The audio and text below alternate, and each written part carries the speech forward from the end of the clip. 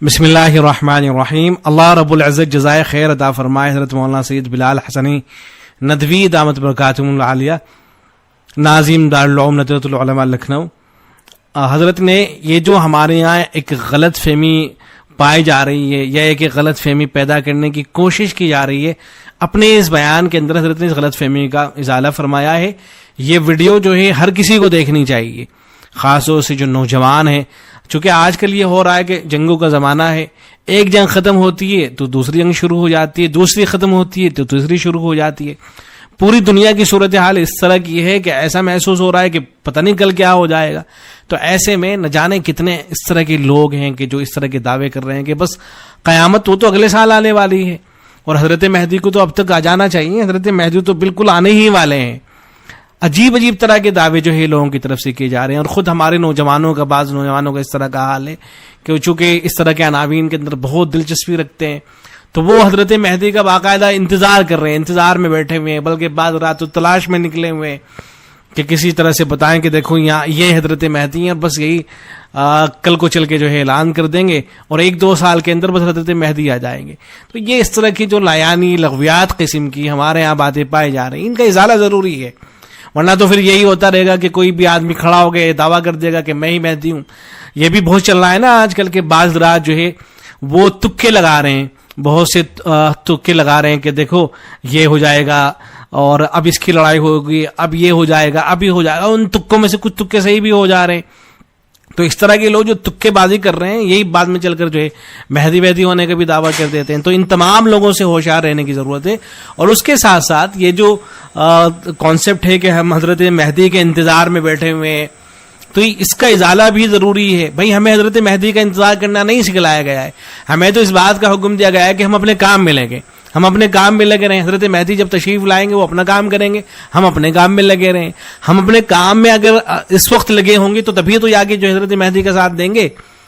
اگر ہم اپنے کام میں اسی وقت نہیں لگے ہوئے تو پھر کہاں سے حضرت مہدی کا ساتھ دے دیں گے.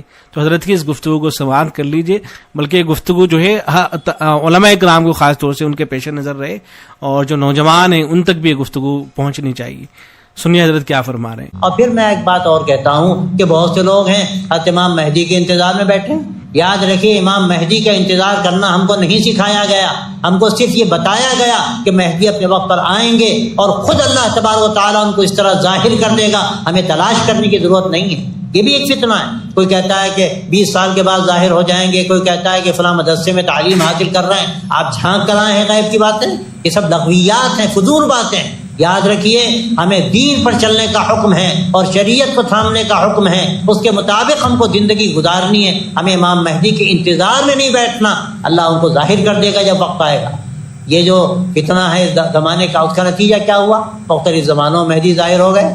میں محمد جون پوری ایک زمانہ تھا، انہوں نے بڑے بزرگ تھے، وہ اپنے وقت کے بڑے عالم تھے، لیکن گمراہی مقدر میں تھی. انہوں نے سمجھا کہ میں مہدی ہوں، اور اس کا واقعہ ہے کہ انہوں نے 3 دن خواب میں دیکھا کہ اللہ کے نبی صلی اللہ علیہ وسلم فرما رہے ہیں کہ انت المہدی، انت المہدی، انت المہدی. وہ سمجھے میں مہدی ہوں اور انہوں نے اعلان کر دیا. دھوکہ ہوا ان کو. کسی بڑے اپنے وقت کے معبر سے پوچھا گیا بعد میں، تو انہوں نے کہا حضور یہ فرما رہے تھے کہ انت المہدی الان وانت تضل بعد ذلك، اس وقت تم ہدایت پر ہو لیکن بہت جلد تم گمراہ ہونے والے ہو. آگے کا جملہ ان کے سمجھ میں نہیں آیا، انت المہدی سمجھ میں آ گیا، دھوکہ کھا گئے. اور میں آپ کو لطیفہ سناؤں، آپ شاید جانتے ہوں گے حجاز مقدس میں جو قحطانی کا فتنہ وجود میں آیا تھا، اس نے مہدی ہونے کا دعویٰ کیا تھا.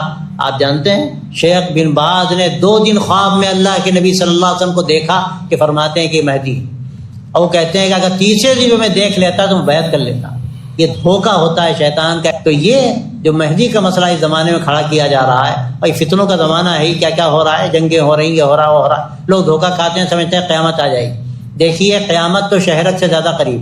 ہماری قیامت ہماری موت ہے، باقی قیامت کب آئے گی؟ اپنے وقت پر آئے گی. تو ہمیں قیامت کے انتظار میں اس طرح بیٹھنا کہ ہم معطل ہو جائیں، اور اس سے زیادہ امام مہدی کے انتظار میں بیٹھنا کہ ہم معطل ہو جائیں. بہت سے لوگ کہتے ہیں حالات اتنے بگڑ گئے اب ہم کچھ کر ہی نہیں سکتے، مہدی آئیں گے تو کریں گے. یہ کون کہتا ہے؟ آپ کر سکتے ہیں. اللہ نے آپ پر ذمہ داری ڈالی. اللہ کے نبی صلی اللہ علیہ وسلم کا جو کار نبوت تھا اب علماء کے ذمہ ہے کہ اس کار نبوت کو انجام دے. وہ کبھی بھی انتظار میں نہ بیٹھیں, ہرگز نہ بیٹھیں. اللہ کا جو فیصلہ ہوگا ہوگا.